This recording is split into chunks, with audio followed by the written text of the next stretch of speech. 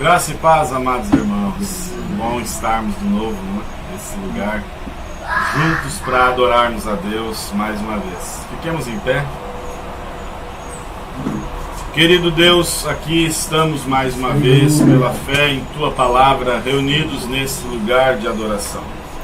Pai bendito, nós rogamos nesta hora que o Senhor tenha o controle de tudo que fizermos aqui, pois tudo é para a honra e glória do Teu santo nome. Pai bendito, que os enfermos sejam curados, que os oprimidos sejam libertos e que o Senhor tenha total liberdade em nosso meio, através de Tua santa palavra. Fala mais uma vez conosco, Senhor, e recebe a nossa adoração, o nosso louvor, pois nós pedimos em nome de Jesus Cristo. Amém. Amém. Podem assentar, irmãos.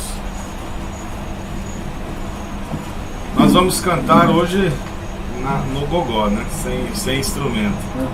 O número 2 da harpa, Saudosa Lembrança.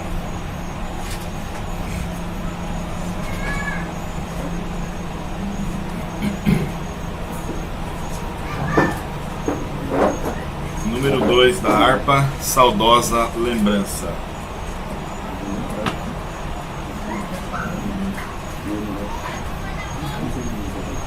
Oh, que saudosa lembrança tenho de ti, ó Sião,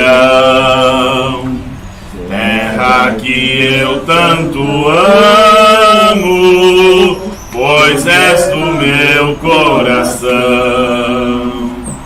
Eu para ti voarei quando o Senhor meu voltar,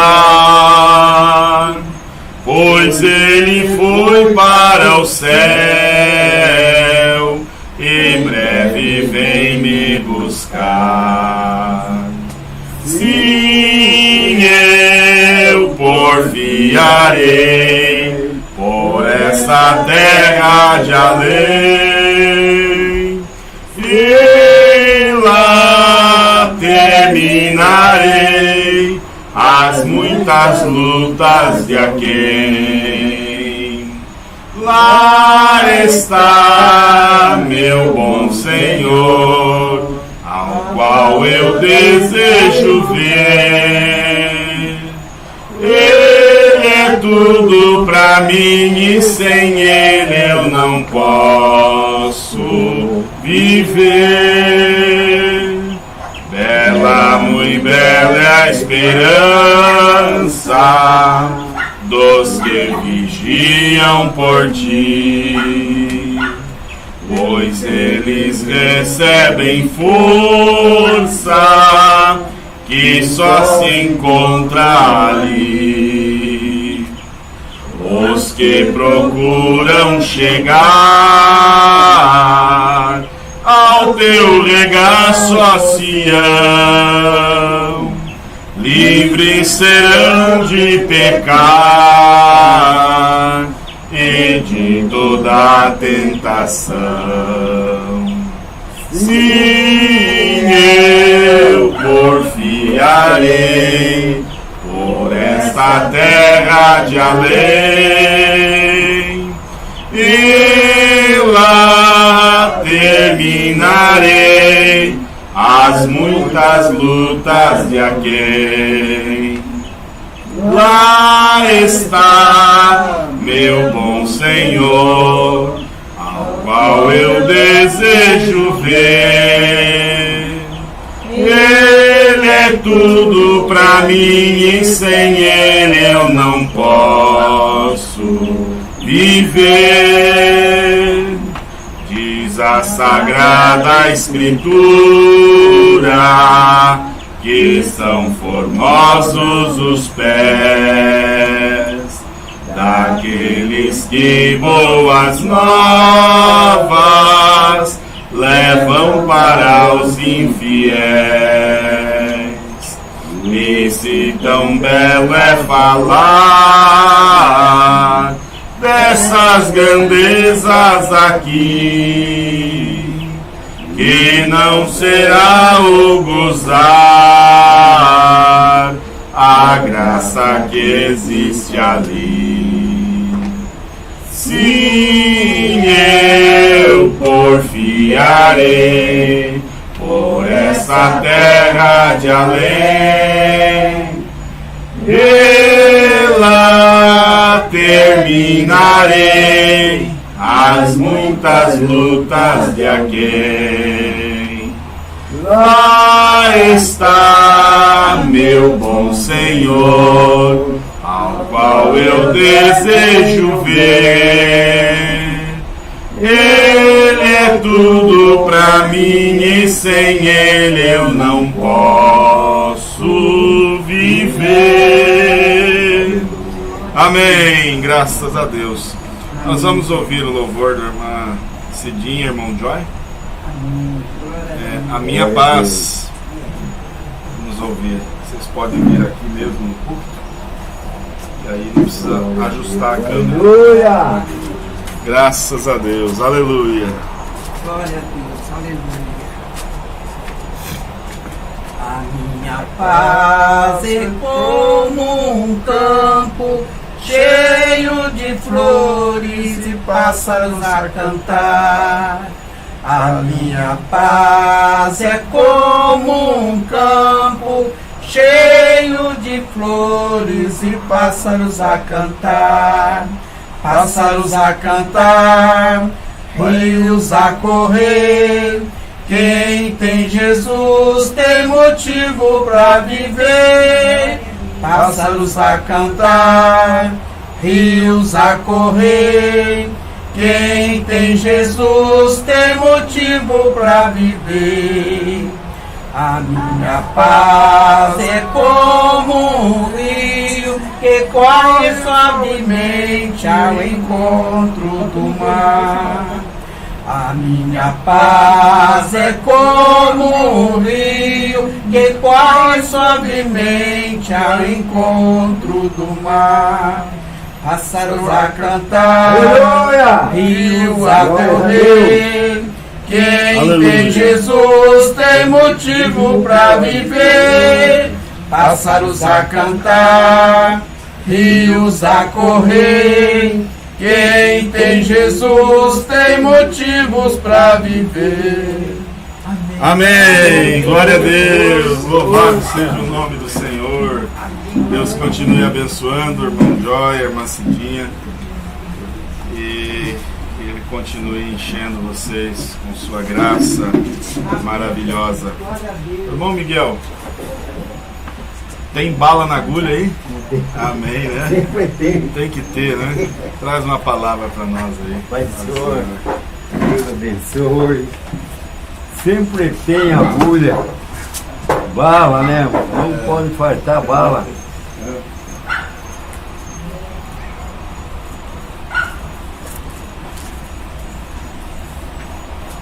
Se quiserem acompanhar, abram a Bíblia no livro de 2 Reis, capítulo 6, apenas 7 versículos. Amém, Senhor. Glória a Deus. Olha lá, filho, seu Espírito Santo, tocar em meu coração nesta tarde. E disseram os filhos dos profetas a Eliseu: eis que o lugar em que habitamos diante da tua face, nós é estreito. Vamos, pois, até o Jordão, e tomemos de lá cada um de nós uma viga, e façamos-nos ali um lugar para habitar ali. E disse ele: ide. E disse o servo de ires com os teus servos, e disse: eu irei. E foi com ele, e chegando eles ao Jordão, cortaram madeira. E sucedeu que, derribando um deles uma viga, o ferro caiu na água. E clamou e disse: ai, meu Senhor, porque era emprestado. E disse o homem de Deus: onde caiu? E mostrando-lhe o lugar, cortou um pau e o lançou ali e fez nadar o ferro. E disse: levanta-o então. E ele estendeu a sua mão e o tomou. Amém? Amém. Aleluia. É bom, meus amados e queridos irmãos, quando o lugar é pequeno. Aqui nós vemos uma leitura, né? Amém. Que Ali, irmão, era uma escola missionária naquele lugar. E estava ficando pequeno. Aleluia. Então juntaram aquele jovem, agora é que nem aqui, o irmão vem lá de longe, né? Com esse tempo aqui, esse trabalho, daqui a pouco pode aumentar, pode alugar outro lugar maior, porque é pequeno. E aonde que eles estavam estudando para pregar, levar a boa nova, um lugar estreito. E só que Eliseu não era um homem preguiçoso, não era um homem que duvidava. Quando convidaram ele, estou pronto para ir. Ele não era soberbo, né? Eu vou sim, por que não? Mas diz a Bíblia que os meninos, os moços eram pobres, não tinham dinheiro até para comprar um machado, e um deles foi empresta um machado. Aleluia, glória seja dado o nome do Senhor. Quando ele chega para cortar aquele pau, irmão, né? Eles queriam aumentar lá a escola missionária, e o professor ali era o profeta Eliseu, e aqueles meninos eram tudo filho de profeta, aqueles jovens. Quando ele corta o pau, cai. O machado estava, um machado, se eu trazer para a parte espiritual, é uma ferramenta. Quando nós aceitamos Jesus como Salvador, nós temos este machado, esta ferramenta. E esta ferramenta, ela tem que estar afiada. Essa ferramenta, ela não pode estar enferrujada. Eu não posso deixar essa ferramenta na gaveta. Todo dia eu tenho que ler, tirar uns 10, 15 minutos para ler essa ferramenta. E diz a Bíblia que aquele machado estava mal encabado. Hoje, irmão, tem muitos crentes mal encabados, enferrujados, porque tem a ferramenta e não ocupa, pastor. Aleluia! Quando ele corta o pau, aquele cabo, por que caiu na água? Porque o cabo estava encabado. Você vai encabar um machado numa madeira fraca? Irmão Milton, que é um homem que trabalha, você vai encabar um machado numa madeira, numa guapiricica, numa baitinha, numa madeira forte, para que não quebre, né? E não enferruje. Você vai derrubar, você vai se machucar, porque você bate na madeira e escorrega. Eu sou velho, vou fazer 84, tenho experiência que eu já derrubei mata, mas o machado era bem encabado, bem alinhado, né? Para que não, e esse machado, e agora o rapaz ficou preocupado, porque não é, nós emprestamos as coisas dos outros, nós temos que ter cuidado. Aleluia, glória a Deus, ele tinha cuidado. Agora, por que levaram o homem de Deus? Por que se Eliseu não fosse, como é que ficava, irmão? Sempre tem que ter um, aleluia, sábio, glória seja dado, na parte espiritual. Aí ele fala, onde caiu, meu filho? Caiu aqui. Aí ele pega um pau e um milagre glorioso da parte de Deus, que ele usa os teus filhos, irmão, aleluia. Ele dá sabedoria do alto para nós, não é terreno, mas é do alto. Amém. Dá sabedoria para o irmão, dá para mim, dá a você, se nós se preocupar com isso aqui. Agora tem pessoa que tem essa ferramenta e deixa na gaveta, não lê, vai já, bachurianda, canta, suinha. Então essa ferramenta nós temos que ocupar. Amém. Dia a dia, para ela ser usada na minha mão. Amém. Nós não foi só Elias não era melhor que nós. Eles tinham a mesma paixão nossa. É só nós se dedicar que nós também fazemos. O Senhor, amém. Nós não. Glória a Deus, é o Senhor na nossa vida. Que Deus abençoe. Amém. Deus abençoe. Graças a Deus. Estava bom, né? Glória a Deus. É bom demais. A presença de Deus. Aleluia. A palavra de Deus é maravilhosa, né? Nós vamos cantar mais um louvor ainda, antes da pregação. E 39. Vamos cantar o 39. Alvo mais que a neve.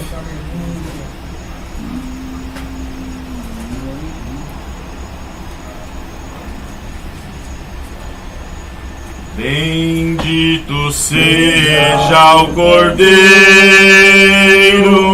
que na cruz por nós padeceu. Bendito seja o seu sangue que por nós ali ele verteu. nesse sangue lavados, com roupas que tão alvas são, os pecadores remidos que perante seu Deus já estão. Alvo mais que a neve, alvo mais que a neve, se nesse sangue lavado, mais alvo que a neve serei. Quão espinhosa a coroa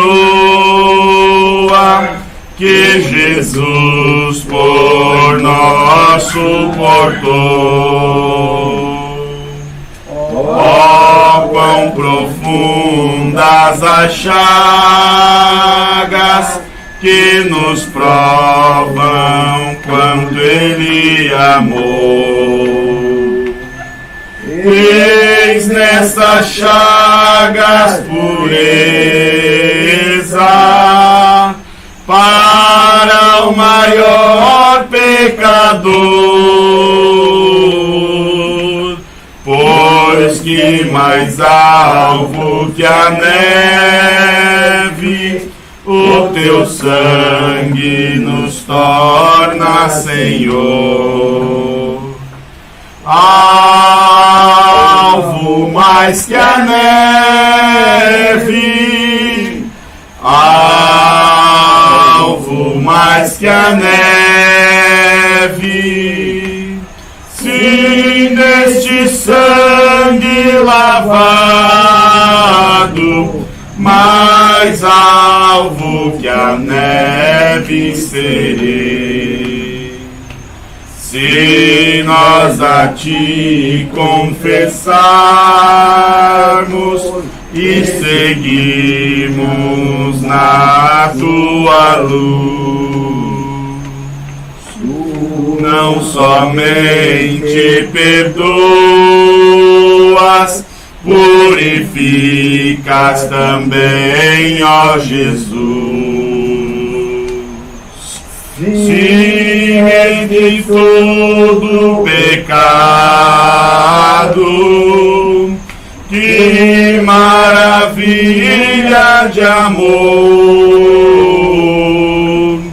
pois que mais alvo que a neve, o teu sangue nos torna, Senhor. Alvo mais que a neve, alvo mais que a neve, se nesse sangue lavado, mais alvo que a neve serei. Graças a Deus, louvado seja o nome do Senhor. Nós vamos meditar na palavra de Deus. Você abra sua Bíblia em Gênesis 37. Gênesis capítulo 37.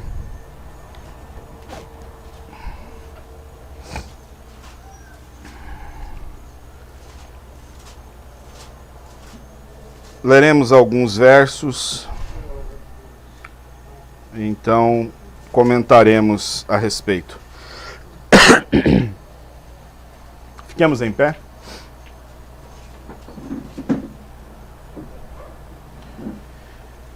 E Jacó habitou na terra das peregrinações de seu pai, na terra de Canaã. Essas são as gerações de Jacó. Sendo José de 17 anos, apacentava as ovelhas com os seus irmãos. E estava esse jovem com os filhos de Bila e com os filhos de Zilpa, mulheres de seu pai. E José trazia uma má fama deles a seu pai. E Israel amava a José mais do que a todos os seus filhos, porque era o filho da sua velhice. E fez-lhe uma túnica de várias cores. Vendo, pois, seus irmãos que seu pai o amava mais do que a todos os seus irmãos, aborreceram-no e não podiam falar com ele pacificamente. Sonhou também José um sonho que contou a seus irmãos. Por isso o aborreciam ainda mais. E disse-lhes: ouvi, peço-vos, este sonho que tenho sonhado. Eis que estávamos atando molhos no meio do campo. E eis que o meu molho se levantava e também ficava em pé. E eis que os vossos molhos o rodeavam e se inclinavam ao meu molho. Então lhe disseram seus irmãos: tu, pois, deverás reinar sobre nós? Tu deveras terás domínio sobre nós? Por isso, tanto mais o aborreciam por seus sonhos e por suas palavras. E sonhou ainda outro sonho, e contou a seus irmãos, e disse: eis que ainda sonhei um sonho, e eis que o sol e a lua e as 11 estrelas se inclinavam a mim. Contando a seu pai e a seus irmãos, repreendeu seu pai, e disse-lhe: que sonho é este que sonhaste?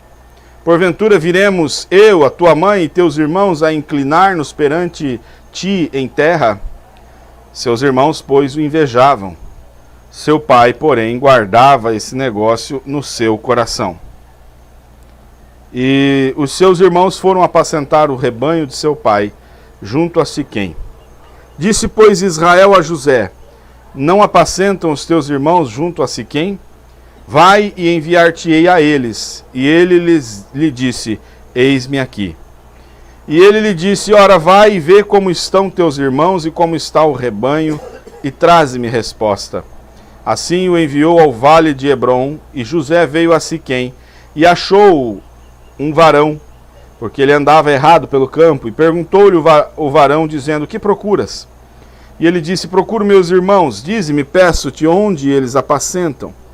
E disse aquele varão: foram-se daqui, porque ouvi-lhes dizer: vamos a Dotã. José, pois, seguiu seus irmãos e achou-os em Dotã, e viram-no de longe, e antes que chegasse a eles, conspiraram contra ele para o matarem. E disseram uns aos outros: eis lá vem o sonhador Mor. Vinde, pois, agora e matemo-lo e lancemo-lo numa destas covas, e diremos: uma besta fera o comeu, e veremos o que será de seus sonhos. E ouvindo Ruben, livrou-o das suas mãos e disse: não lhe tiraremos a vida. Também lhes disse Ruben: não derrameis sangue, lançai-o nessa cova que está no deserto, e não lanceis mão nele, para livrá-los das suas mãos e para torná-lo ao seu pai. E aconteceu que, chegando José a seus irmãos, tiraram-lhe José a sua túnica, a túnica de várias cores que trazia, e tomaram-no e lançaram-no na cova. Porém, a cova estava vazia, não havia água nela. Querido Deus, nós estamos nesse momento mais importante, que é quando nós meditamos na Tua Palavra.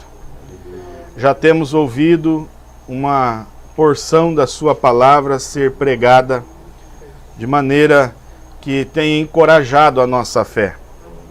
Agora, Senhor, que ao expormos o texto bíblico, possamos extrair o ensinamento para a nossa vida prática nesse dia. Nos ajude, toma o controle, conduza, Senhor, esse sermão, em nome de Jesus Cristo. Amém. Podem se assentar, irmãos. José era um sonhador. Seus sonhos mantiveram José com os olhos no alvo. Nós não lemos toda a história, nós paramos com ele no poço. Mas se você seguir lendo Gênesis 37, o 39 e depois do 39 até o capítulo 50, e depois no livro de Atos, no capítulo 7, dos versículos 8 ao 16, você verá a história de José. José manteve os seus olhos no alvo. José tinha 17 anos quando foi lançado naquele poço. E a história, se seguíssemos lendo, diz que então os ismaelitas, mercadores de escravos, ao passarem por ali, compraram José como um escravo. José é levado para o Egito como um escravo. Chegando no Egito, ele é vendido a Potifar, capitão da guarda de Faraó. E a Bíblia vai relatar de maneira maravilhosa que José, mesmo sendo um escravo, ele nunca tira os seus olhos do alvo. Aleluia! Não importa onde você esteja. Às vezes nós dizemos assim, não, é o ambiente em que ele está é que é culpado pela circunstância. Existe muito essa ideologia hoje. É uma vítima da sociedade. Não. Nós fazemos na nossa vida escolhas. Adão estava no paraíso e ainda assim escolheu pecar contra Deus. Judas estava ao lado do maior mestre que essa história já conheceu. Aprendeu do próprio Senhor Jesus e ainda assim escolheu trair Jesus. José estava no pior cenário possível, sendo um escravo, vendido por seus próprios irmãos. Mas isso não faz com que ele negocie os seus valores. Aleluia! Isso não faz com que ele perca o seu foco. Porque Deus era o Senhor dos seus sonhos. O sonho de José não era uma tonteria da sua mente, mas era algo dado por Deus. José tinha uma promessa de Deus. E ele manteve os seus olhos no alvo. E foi exatamente isso que o sustentou nos momentos de crise. Nós vamos ver 4 períodos na vida de José, de altos e baixos. José chega vendido por seus irmãos e assume como escravo de Potifar. Ele começa a trabalhar e começa tudo que ele põe a mão, prospera. Aleluia! Porque ele é honesto. E ele ganha a confiança de Potifar a ponto de Potifar confiar a ele a liderança de tudo que possuía. A Bíblia diz que ele só tinha que se preocupar. Potifar só se preocupava com o que ia comer.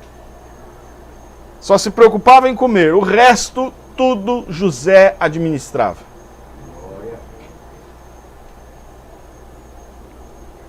É claro que nessa primeira fase, até chegar ali, aquilo que era uma bênção de Deus gerou a indiferença e gerou o ódio de seus irmãos.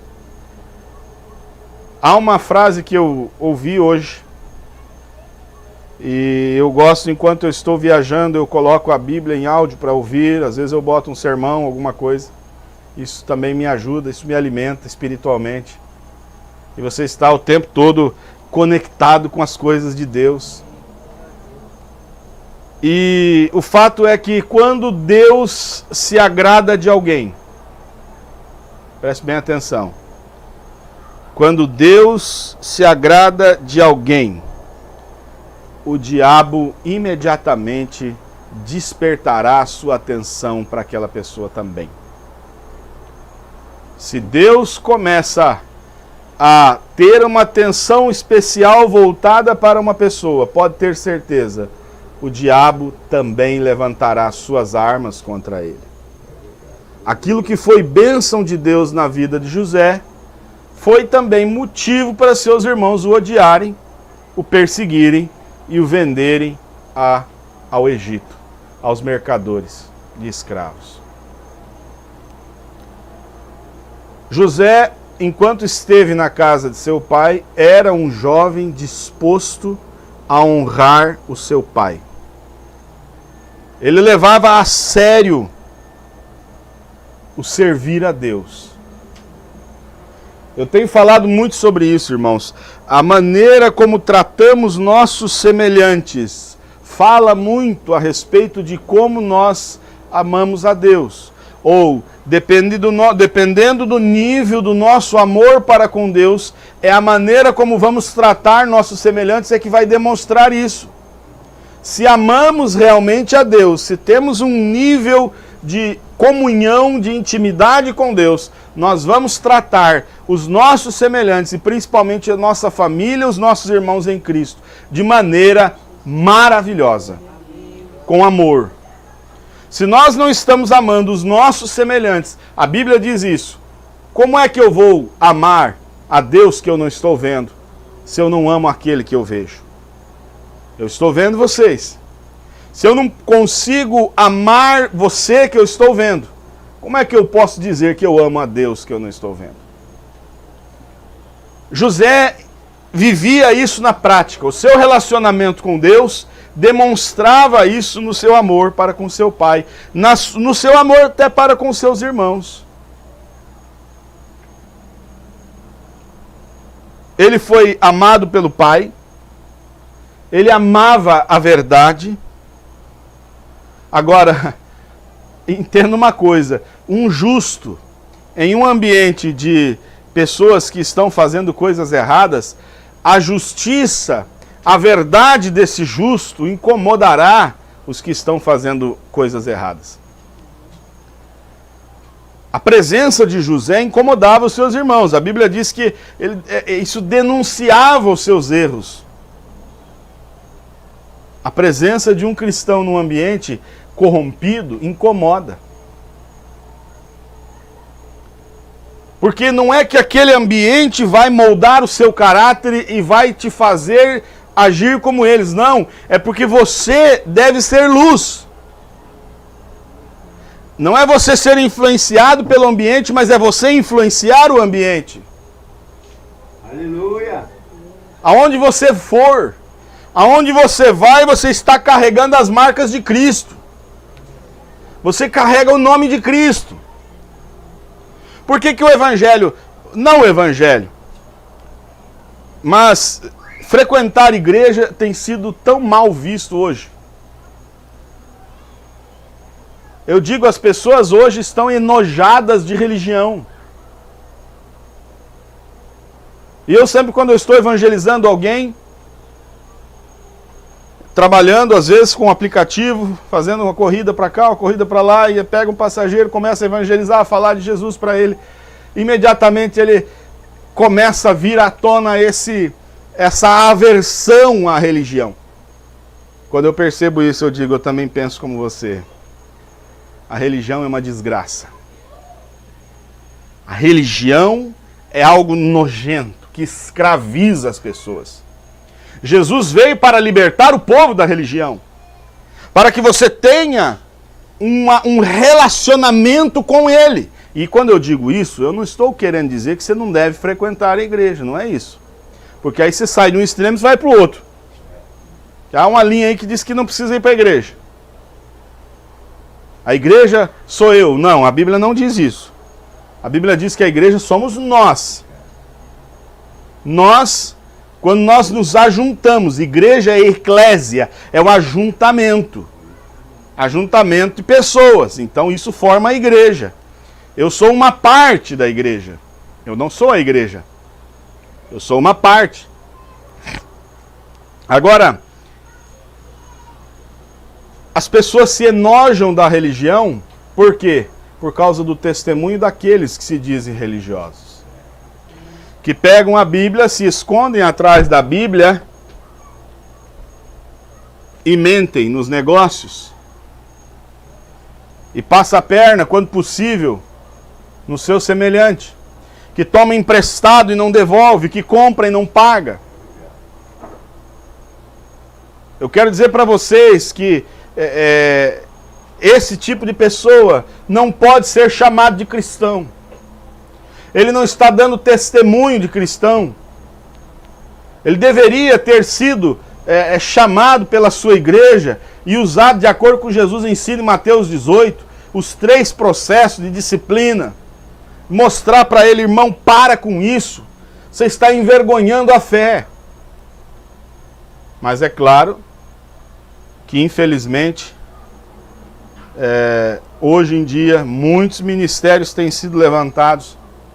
Eu gostei da expressão que o senhor usou esses tempos atrás aqui, é pegado a laço, né? A pessoa está passando na rua, você quer ser pastor? Mas parece brincadeira, mas é a verdade. Porque eu presenciei, eu tenho amigos, eu tenho familiares, que de vez em quando alguém me diz, eu me converti. Eu sou um cristão, eu dou glória a Deus, aleluia. Na semana seguinte diz, eu sou diácono na igreja. Eu digo, epa, como assim? Dali mais uma semana estou sendo enviado para pregar. Eu disse, louco! Na expressão bem popular, o paulista, né, da capital disse, você é louco? De onde é que você tirou isso? Paulo diz, não pode ser neófito. O que é neófito? Novo na fé, novo convertido. O novo convertido tem um fervor maravilhoso. Para testificar para os seus amigos, seus conhecidos, ele deve fazer isso. Mas não assumir a posição de controle de qualidade da doutrina de Cristo, da igreja. Ele não tem o preparo ainda para isso. Ele não está capacitado ainda para isso. E o que acontece? Ordenam de qualquer maneira. Porque isso enche a igreja. Antigamente, 8 anos, o irmão aceitava e batizava para ser um cooperador, para ser um diácono. Tinha um critério, tinha critério. Pega aí, quando escuta, viu, o cara mais ou menos fala bem, canta bem. Escuta, onde é que você vive? Não é por aí, ele não sabe nem dar uma bênção apostólica, depois vai passar vergonha. Eu via, isso existe muito hoje, músico. Ele toca no bar, hoje ele converte, entre aspas, amanhã ele está tocando na igreja. Isso é muito perigoso. Porque ele ainda não converteu. Existe um processo na conversão. Ele precisa passar por a santificação. Ele precisa entender o que é santificação.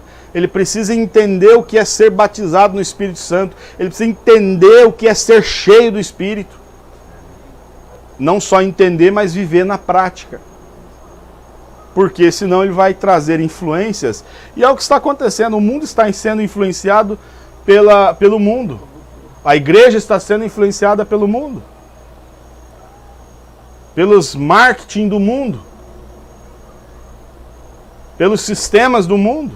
Quando Paulo, escrevendo aos Romanos no capítulo 12, ele diz, não vos amoldeis aos sistemas desse mundo. Não se amoldem. Pelo contrário, vocês é quem tem que influenciar, não vocês serem influenciados. Mas a culpa começa no púlpito. A culpa começa naqueles ministros que estão há mais tempo no campo de batalha, que jamais deveriam abrir as portas para o mundo. Quando nós abrimos as portas e fraquejamos, a igreja começa a perder a sua força.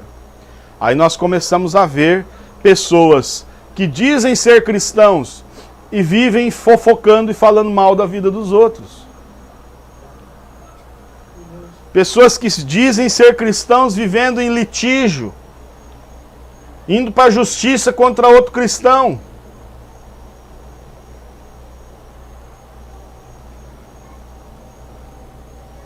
Alguém me chamou para uma reunião uma vez,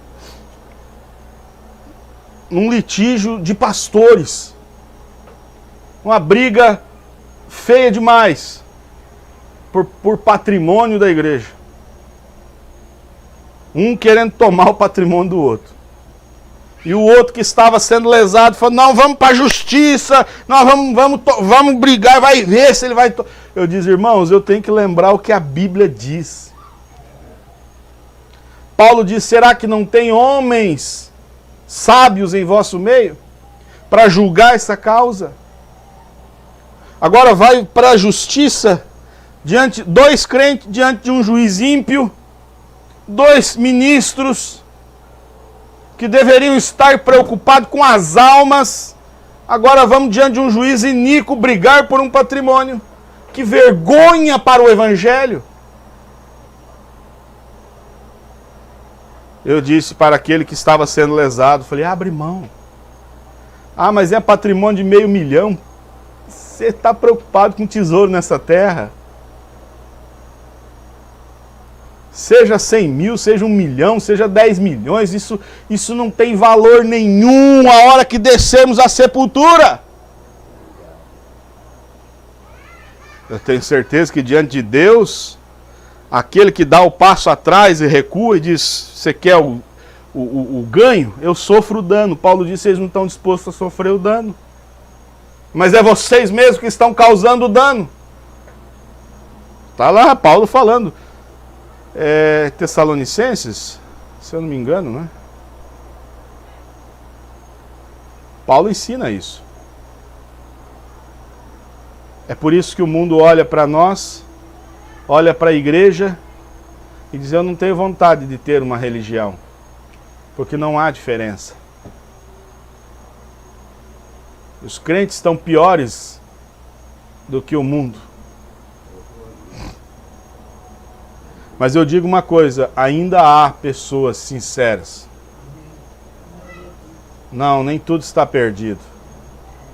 Eu creio num grande mover do Espírito Santo que vai levantar-nos de novo no poder, na força do Espírito, para mostrar a esse mundo que Deus ainda tem os seus filhos na terra, que não se vendem à corrupção desse mundo, ao dinheiro, à política.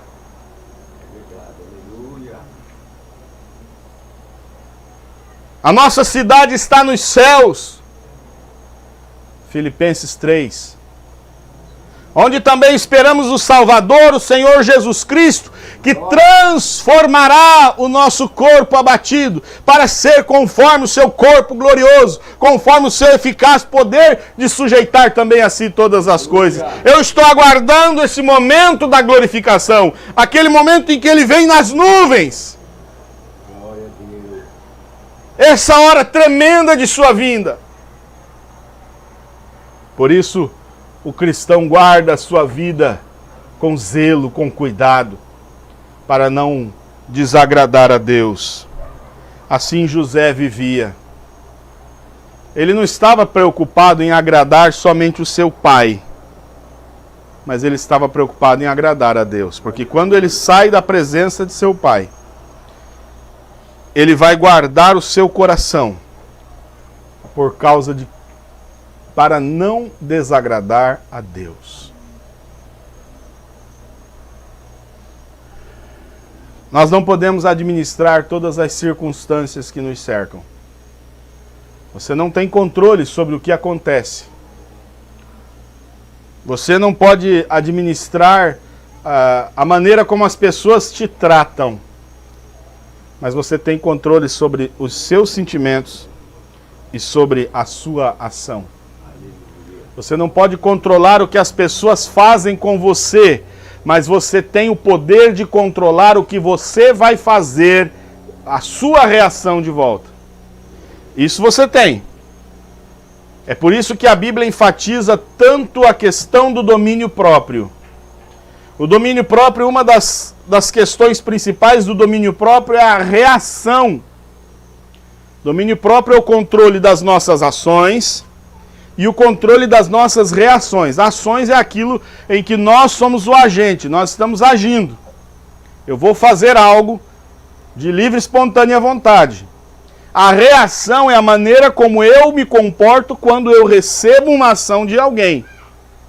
Seja qual for a ação, pode ser uma ofensa, alguém xingou você, alguém gritou com você no trânsito, na rua, algum parente ou familiar te ofendeu. Aí agora é o momento em que você vai pôr em prática o seu domínio próprio, a sua reação. A maneira como você vai reagir vai demonstrar se você tem domínio próprio ou não. Me xingou, eu xinguei de volta. Cadê o domínio próprio? Você deixou longe.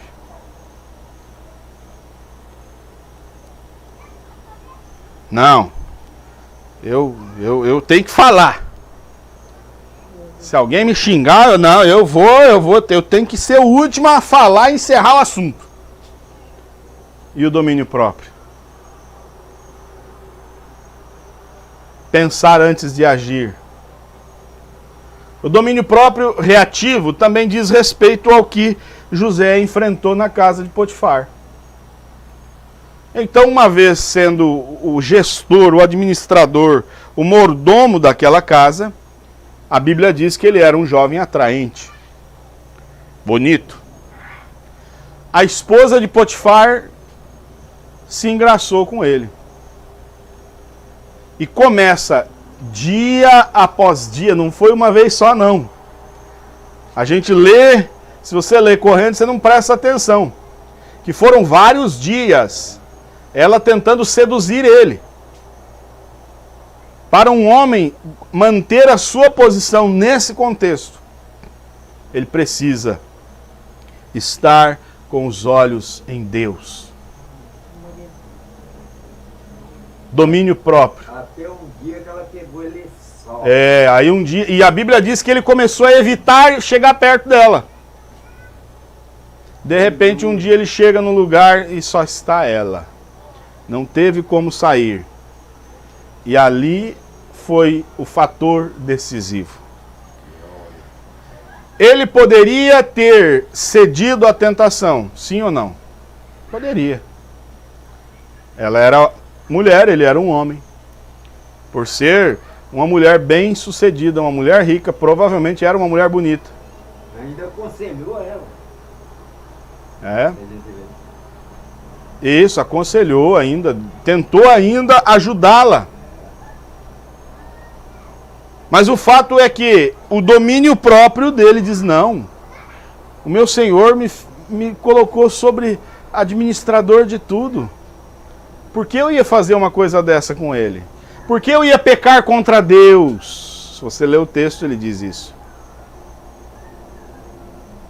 Porque quando você rompe o laço matrimonial, você peca contra Deus. Quando você parte para ceder às paixões da carne. Então José diz, olha, eu não vou pecar contra meu Deus. E o desenrolar da história, se você não leu, então chega em casa hoje, você vai ler Gênesis 37 inteiro. Depois você pula o 38, que daí 38 foge um pouquinho o assunto. No 39 volta para a história de José, lê até os 50. Você vai entender tudo isso que eu estou falando aqui. Então essa mulher inventa uma mentira. José, ela tenta agarrá-lo, José larga a sua capa e foge da presença dela, ela fica com a capa de José. Com essa capa na mão, ela grita. Ela faz um escândalo, ela diz, esse homem tentou abusar de mim. Que o amor agora virou ódio. José vai para a prisão. Mas eu quero que você entenda que mesmo na prisão, ele continuava sendo José. Na casa de Potifar, ele foi fiel. Lá no calabouço, ele foi fiel. Glória a Deus. É tremendo, gente. Quando Deus põe a mão sobre um homem, quando um homem decide ser fiel a Deus, ele vai reinar até na prisão. José estava lá preso. De repente, o chefe, o carcereiro, olha para José e fala, esse homem é um homem honesto. Eu vou colocar esse homem como o chefe dos presos. Ele vai administrar para mim. Aleluia. E de forma que esse carcereiro confiou tanto em José, que José passou a ser o administrador da prisão. Na prisão, mas estava reinando, estava liderando. Aleluia! Oh, glória a Deus! 17 anos ele foi para o Egito. Ele vai ser alçado à presença de Faraó com 30 anos de idade. Foram 13 anos. Eu imagino que durante esse tempo, quantas vezes pode ser que José... A Bíblia não fala isso. Mas eu imagino, será que José não orou alguma vez? Senhor, mas... E aquele sonho? Será que foi o Senhor mesmo? Eu estou começando a pensar que talvez não foi o Senhor. Porque está dando tudo errado. Está tudo ao contrário, eu só estou descendo, né? Só ladeira abaixo. Enquanto ele estava na prisão, de repente, Deus dá um sonho para 2 homens que ali estavam. Um sonho para cada um. José revela o sonho. Um deles seria levantado de volta à presença do rei, o outro seria morto. Esse que foi levantado de volta à presença do rei, José fala, ó, fala para Faraó a meu respeito. Eu estou aqui injustamente, lembra de mim quando você estiver lá. Aleluia. A Bíblia diz que então ele foi levantado à presença de Faraó novamente, e quando ele chegou lá, ele esqueceu de José. Eu imagino que se José fosse uma geração Nutella, não é? A geração atual, ele ia entrar em depressão, ele ia ter que fazer terapia, ele ia ficar lá lamentando a vida, por que esse homem esqueceu de mim, agora que era a hora de eu sair daqui. Agora, se José tivesse saído naquele momento, o máximo que ele seria um funcionário da casa de Faraó, sim ou não? O máximo. Durante aquele período, foram acho que 2 anos, do momento em que o copeiro, né, saiu e foi à presença do rei, até o sonho de Faraó. 2 anos. 2 anos seguidos, José poderia ter questionado, mas que homem traiçoeiro, por que ele não lembrou de mim? Mas naquele momento, Deus estava fazendo uma plataforma. Deus estava construindo a rampa, não é? Aleluia. A rampa aonde José andaria. José não sabia. Talvez nas orações de José, ele dizia, talvez, não é? Senhor, eu ainda lembro do sonho. Mas não tem como esse sonho cumprir comigo aqui dentro dessa prisão. Mas eu preciso que você entenda. Deus está no controle de tudo. É Ele quem está no controle da situação na tua vida. Um sonho mudou a história de José. Deus só precisou fazer o faraó sonhar. 2 sonhos, né? Que na verdade significavam a mesma coisa. O faraó acorda assustado com aquele sonho, angustiado, porque o sonho, ele sabia que tinha um significado. E você sabe quando é um sonho espiritual. Ele é diferente. Tem algum significado nisso.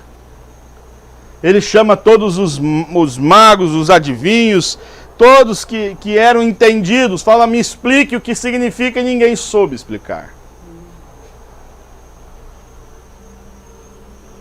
É nessa hora que o copeiro vai falar, meu Senhor, eu agora me lembrei da minha transgressão. Eu estava preso quando eu te ofendi, o Senhor me mandou para a cadeia, o Senhor lembra? Lá no período que eu estive, tinha um homem. Eu sonhei um sonho e esse homem interpretou esse sonho. Ele vai te interpretar o seu sonho. Ah, então manda chamar esse homem. Oh, aleluia! Lá vem José preso. Da prisão à presença da maior autoridade do país. Eu ouvi dizer que você é o cara, né? Eu ouvi dizer que você revela sonho. Veja, irmãos, uma coisa importante. Muitos conseguem sobreviver na adversidade. No momento difícil da vida, consegue superar e permanecer fiel. Mas poucos conseguem permanecer fiéis na prosperidade. A prosperidade é uma bênção, mas ela pode ser um laço para muita gente. José agora na presença de Faraó, poderia se vangloriar, mas ele em nenhum momento ele vai bater no peito e se vangloriar. Ele diz, não, isso aí só cabe a Deus. E eu creio que Deus vai te dar uma resposta favorável. É tão linda essa história, gente. Então Faraó conta a ele o sonho. Ele diz, olha, o sonho é um só. São 2 sonhos, mas o significado é o mesmo. Deus está te mostrando. Deus te deu 2 sonhos porque Ele já decidiu. Vai acontecer, não tem volta. Está decidido por Deus. Vão vir 7 anos de muita fartura no Egito. Uma fartura que você nunca viu. A terra vai produzir demais. Vai acumular muita riqueza. Porém, depois desses 7 anos virão 7 anos de tamanha fome que ninguém vai lembrar do tempo da fartura. A terra não vai produzir nada. Então, Faraó, escolha alguém que seja sábio. Escolha alguém que seja de confiança. Coloque sobre o teu reino, para que durante esse período de 7 anos administre essa riqueza e acumule e guarde para os anos que virão de pobreza, de fome. Estava ali o Faraó, ele vira para o seu conselho, né? Ele diz que homem mais sábio no Egito nós vamos encontrar, senão esse. E todos concordaram. Esse é o cara. Aleluia. Eis aí o homem que vai governar o Egito, que vai nos fazer passar por esse período de bênção e depois pelo período de crise. Por quê? Porque ele sabe permanecer fiel na prosperidade. Ele sabe permanecer fiel na crise. Aleluia! Aleluia! Quando ele está na crise, ele não vacila, mas quando ele está na prosperidade, ele mantém o equilíbrio. Ele mantém a sua posição, a sua postura.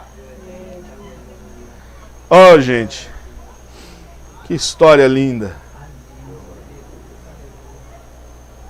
Faraó, então, tira o anel do bolso, coloca em seu dedo e diz assim, você só não vai ter o trono. Em relação ao trono, eu sou maior que você. No restante, todo o reino é seu. Glória. Todo o Egito é seu. Você faz o que você bem entender. Você só vai prestar contas a mim. Aleluia. Oh, glória a Deus. E assim José começou então o tempo da fartura. E ele foi acumulando nos silos, nos depósitos, trigo, grãos e riqueza.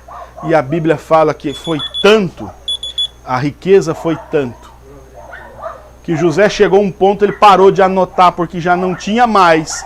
Os números já não davam conta de descrever a quantidade de riqueza que foi acumulada naquele período. Sabedoria. Depois você... É uma história tão bonita, então é uma história longa, eu estou tentando resumir ao máximo, né? Porque aqui nós poderíamos ficar meses só vendo a vida de José. De como depois, ao final de tudo isso, José compra toda a riqueza do Egito. Tudo para Faraó. Porque quando veio o tempo da fome, o que aconteceu? O povo começou a vir em Faraó, acabou a comida. Dá-nos trigo, então eu vendo, tá aqui é tanto, vai comprando, daqui a pouco acabou o dinheiro. Falei, Senhor, nós não tem mais dinheiro, então agora dá o seu gado. Daqui a pouco acabou o gado, acabou a ovelha, acabou tudo. Senhor, nós estamos com fome, no ano seguinte eles vêm, olha, nós não tem dinheiro mais, porque o nosso dinheiro todo já foi recolhido para Faraó. Nós não tem mais animais, porque os nossos animais já foram recolhidos para Faraó. Tudo que nos resta somos nós e a nossa terra. De que vai valer para nós a nossa terra se nós for morrer de fome? Toma-nos como escravos em troco da comida. Pega nós e a nossa terra em troco da comida. E assim José comprou para Faraó toda a terra do Egito, toda a população do Egito, toda a riqueza do Egito pertencia ao reino, a Faraó. Olha que sabedoria. Ele falou, bom, então agora é o seguinte, vocês podem pegar aqui a semente para vocês plantar, para vocês comer. Olha que sabedoria, e nós vamos cobrar de vocês 1/5 de tudo que vocês produzirem. Você acha que eles acharam ruim? Sim ou não? Claro que não, eles falam que Faraó nos permitiu viver, nos deu alimento, salvou a nossa vida, o que é 20% da nossa produção? Não é nada. Ele é dono da nossa terra, ele é dono de nós mesmos, então 20% não é nada. Ah, gente, isso é tremendo. Isso remete a nós a história da redenção de Cristo. Cristo nos redime das mãos de Satanás. Nós estávamos condenados ao inferno. Nós estávamos fadados a ir ao inferno. O sangue de Jesus Cristo nos lava, nos purifica de todo pecado. Ele nos compra de volta. Nós somos dele. Aleluia! Aleluia! Ele quer somente que você o ame e o sirva. O que é isso? Nós estávamos perdidos. Ele nos resgatou. Aleluia! Ah, gente. Ser fiel na crise, mas ser fiel na prosperidade. Em Deuteronômio capítulo 8, Deus diz ao povo, olha, eu vou abençoar vocês na terra que eu estou dando a vocês. Vocês vão plantar e vão colher, vocês vão ter riquezas tremendas, mas olha, quando vocês comerem da comida que vocês vão plantar lá, encher a barriga, não é? Vocês vão construir casa e morar nela. Quando vocês construir casa e morar nela, e comer da riqueza da terra, e ter abundância, não esqueça quem foi que tirou vocês do Egito. Deus fala para Davi, não esqueça que eu te tirei lá do pasto, de junto das ovelhas, para reinar. José é um grande exemplo. José é um dos maiores tipos de Jesus Cristo que esse mundo já viu. E odiado por seus irmãos, vendido, humilhado. Depois então sobe ao trono de modo que ninguém chegava a Faraó sem passar por José. Nada, nenhum assunto chegava a Faraó sem antes conversar com José. Aleluia. Aleluia. A vida de José foi usada por Deus para a salvação do povo, para a manutenção da vida dos filhos de Israel. Porque em outra terra estava lá os filhos de Israel, sua família, que vão ser salvas da fome por causa dessa postura sábia de José. Depois os sonhos de José vão se cumprir, vocês vão ver a história, a família vem, ele se revela a seus irmãos, eu estou resumindo bastante, aquela cena dos irmãos ajoelhados diante dele. Deus cumpre suas promessas. 13 anos esperando, 13 anos de vergonha, de humilhação, de sofrimento, de dor. Mas a promessa de Deus foi cumprida. Quando Deus é o Senhor de nossos sonhos, quando é Ele quem está no controle da situação, você não precisa ficar inquieto. Eu tenho sido prova viva disso. Eu tenho experimentado o mover de Deus de uma maneira tremenda. Em momentos que você não sabe mais o que fazer. Lá em Curitiba a gente tem uma expressão, talvez aqui vocês não saibam nem o que é, né? Mas é largar os bets, né? Larguei os bets. Bets é uma brincadeira que o pessoal brinca com taco e uma bola, né? Não sei se vocês têm essa brincadeira aqui também. Mas quer dizer, eu entreguei as pontas, larguei. Eu me entreguei. Há muitas situações que a vida traz, que você chega e fala, agora é a hora que eu me entrego. Mas eu não me entrego de qualquer maneira. Eu me entrego nas mãos de Deus. Falo, Senhor, daqui para frente não dou conta não. Agora eu estou em suas mãos. Assume essa... às vezes é umas encrencas, é uns problemas que a gente mesmo procurou. Não é certo? Às vezes a gente mesmo procurou aquele problema. Aí fala, Senhor, o Senhor pode assumir esse problema aqui, porque eu não dou conta. Eu mesmo procurei, eu sei que é culpa minha, eu sei que foi falta de sabedoria, mas, Senhor, eu me enrolei tudo aqui, não vou dar conta de resolver. E Deus é tão maravilhoso. Ele está esperando você falar com Ele. E quando Ele assume o controle, irmãos, é tremendo. É ou não é, irmão Miguel? A hora que você deixa, fala, Senhor, agora eu vou parar de me debater, porque eu estou todo enrolado aqui. E quanto mais se debate, pior fica. Então, Senhor, eu vou ficar quietinho, e agora eu vou deixar o agir de Deus, eu vou deixar o Senhor agir.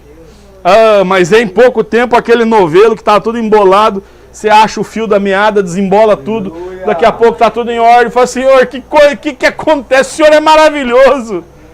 Eu fico fascinado como Deus é maravilhoso. Querido Deus, é tão bom falar das coisas que são de cima.